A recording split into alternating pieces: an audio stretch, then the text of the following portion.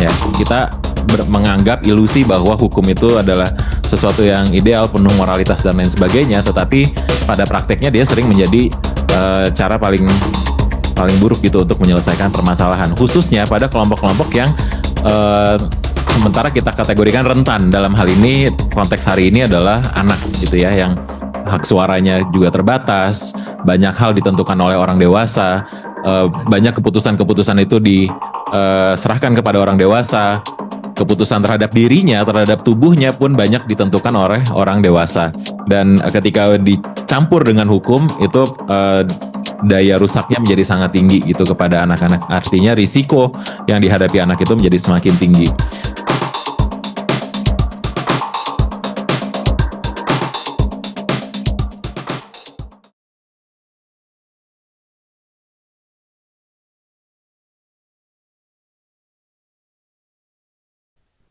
Ya, terima kasih Bu atas pengantarnya, dan Pak Aristo selamat atas bukunya.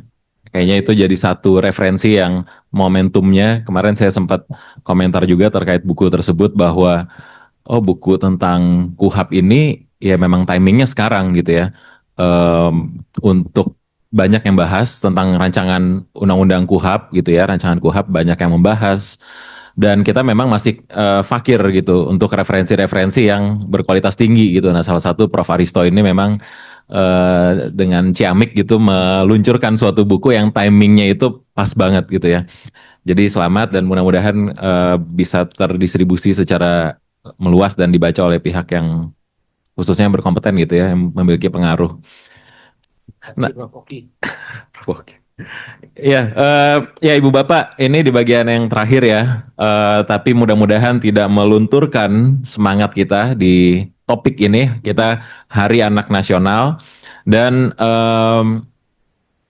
perspektif hukum gitu ya, rancangan KUHAP yang banyak dibahas, banyak celah-celahnya gitu ya, dan memang kadang-kadang kalau kita lihat dari pengalaman banyak orang gitu ya, bahwa hukum itu kadang-kadang jadi cara terburuk gitu untuk menyelesaikan suatu permasalahan di masyarakat ya. Kita menganggap ilusi bahwa hukum itu adalah sesuatu yang ideal, penuh moralitas dan lain sebagainya, tetapi pada prakteknya dia sering menjadi cara paling buruk gitu untuk menyelesaikan permasalahan, khususnya pada kelompok-kelompok yang sementara kita kategorikan rentan. Dalam hal ini, konteks hari ini adalah anak gitu ya, yang hak suaranya juga terbatas, banyak hal ditentukan oleh orang dewasa, banyak keputusan-keputusan itu diserahkan kepada orang dewasa, keputusan terhadap dirinya, terhadap tubuhnya pun banyak ditentukan oleh orang dewasa.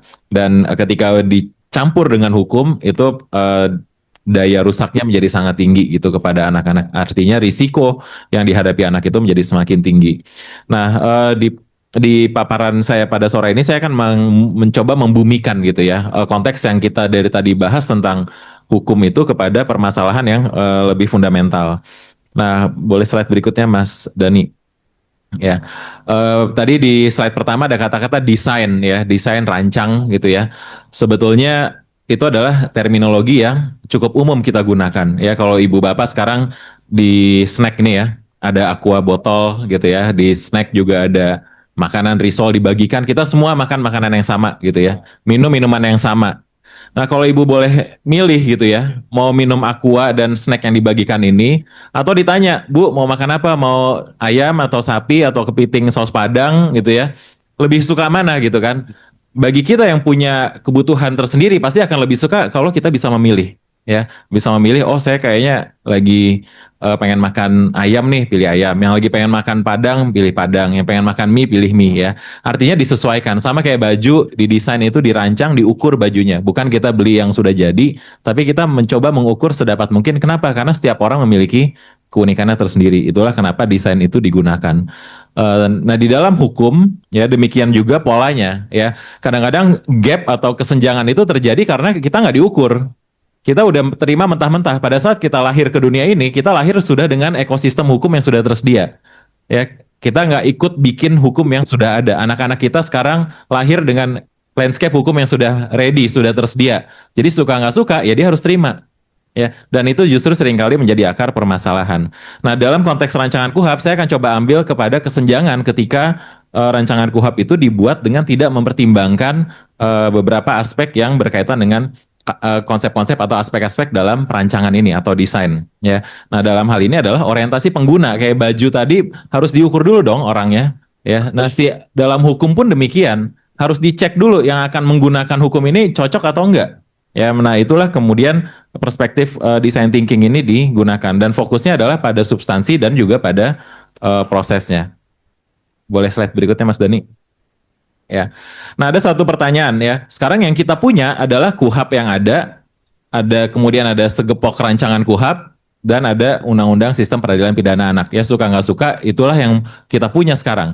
Sehingga kalau kita mau tanya apa sih kondisi idealnya ya, kalau kita mau bicara hak anak ya, dengan alat yang kita punya sekarang adalah mengkombinasikan antara KUHP atau rancangan KUHP dengan SPPA. Ya, ini sebagai salah satu contoh. Bahwa SPPA-nya juga jangan-jangan belum baik juga, yaitu lagi-lagi sementara barang yang kita punya adalah Undang-Undang SPPA, Sistem Peradilan Pidana Anak. Sehingga kalau dengan apa yang kita punya, maka kita perlu mengkombinasikan keduanya supaya menjamin setidaknya hak anak itu lumayan terrepresentasi. Ya, slide berikutnya, Mas.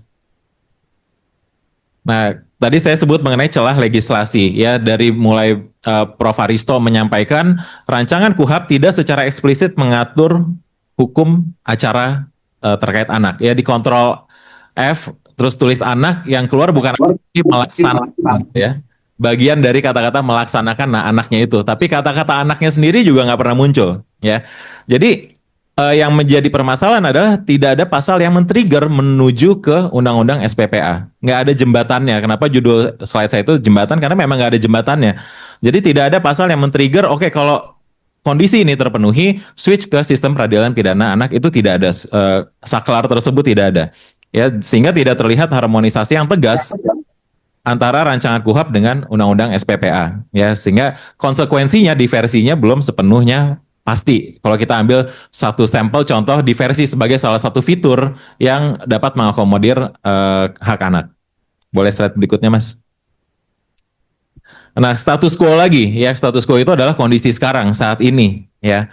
Saat ini tadi juga sudah beberapa kali diangkat, kalau kita fokus ke bagian diversi ya, kiri kanan Undang-Undang SPPA dan rancangan KUHP ya, sudah jelas sekali bahwa seluruh rangkaian dari diversi ini sebagai salah satu contoh fitur lagi ya, bahwa di Undang-Undang SPPA-nya ada tetapi di rancangan KUHP-nya tidak ada. Ya, secara substansi tidak ada, jembatan yang men-trigger untuk beralih ke SPPA juga tidak secara eksplisit terwakili di dalam rancangan KUHP yang sekarang. Ya, boleh slide berikutnya, Mas?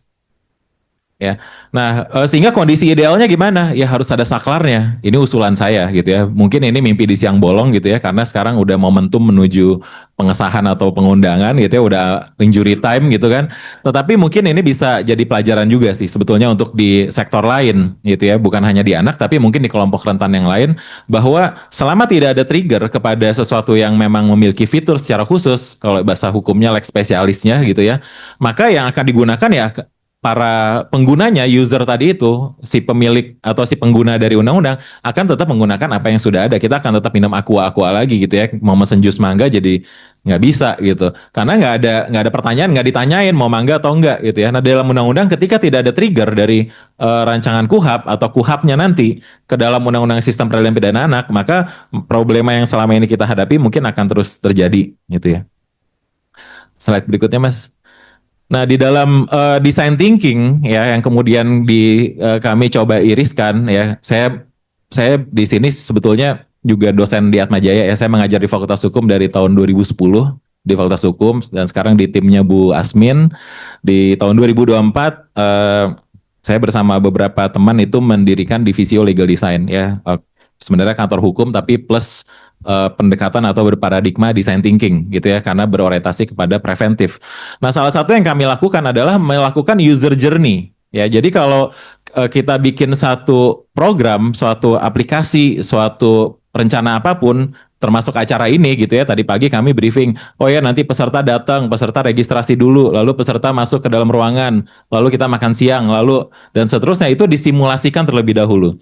Nah, user journey ini adalah kalau kita tarik mundur gitu ya, kita reverse engineering lah gitu ya dari KUHP yang sekarang, maka di dalam tahapan-tahapan sistem peradilan pidana anak mulai dari penyidikan, penuntutan, persidangan sampai ke eksekusinya itu mismatch sama sekali. Ya, celahnya misalnya anak ditahan seperti dewasa atau yang cerita Lebak Bulus itu, ya tidak ada. Kenapa? Karena nggak ada pemicu untuk ke sistem peradilan pidana anak. Jadi penegak hukum bekerja berdasarkan apa yang mereka tahu, ya, atau berdasarkan interest atau prioritas mereka. Kalau bahasanya Prof. Aristo, ego sektoralnya, ya. Berdasarkan kepentingannya, ya, bukan berdasarkan sistem yang sudah disiapkan. Kemudian pada saat penuntutan diversi tidak dilakukan. Kenapa? Karena tidak jelas kapan sih harus dialihkan, ya. Apalagi kalau tidak ada panduannya, ya. Kemudian sidang kadang-kadang terbuka, dibilang tertutup, tapi orang lewat kelihatan, oh ini si anak yang tadi sidang ya, gitu kan. Jadi tertutup pintunya doang, gitu ya. Tetapi komponen konfidensialitasnya itu tidak diperhitungkan. Ya, kemudian mengenai eksekusinya anak masuk lapas dewasa, ya. SPPA terabaikan. Kalaupun masuk ke LPKA, ya, atau bahasa sederhananya lapas anak juga mungkin infrastrukturnya masih eh, belum sesuai gitu ya. Ketika anak masuk LPKA atau lapas anak, begitu dia menginjak usia 18 tahun, dia udah nggak eligible lagi di LPKA. Di LPKA dia bisa dapat pendidikan dasar, SD, SMP, dia bisa lakukan. Pada saat dia usia 18, ulang tahun ke-18, sebenarnya dia udah tidak bisa lagi entitled di LPKA. Dia harus pindah ke lapas remaja, ya, atau ke lapas dewasa. Yang karena usianya sudah lewat usia dewasa. Konsekuensinya apa? Sekolahnya putus, lingkungan di lapas dewasa atau lapas remaja mungkin lebih parah daripada di LPKA. Ketemulah sama eh, guru-guru penjahat yang lain gitu ya. Lingkungannya nggak ada pendidikan dasar, nggak ada dukungan untuk anak. Ya, itu permasalahan yang lain lagi. Nah, slide berikutnya, Mas.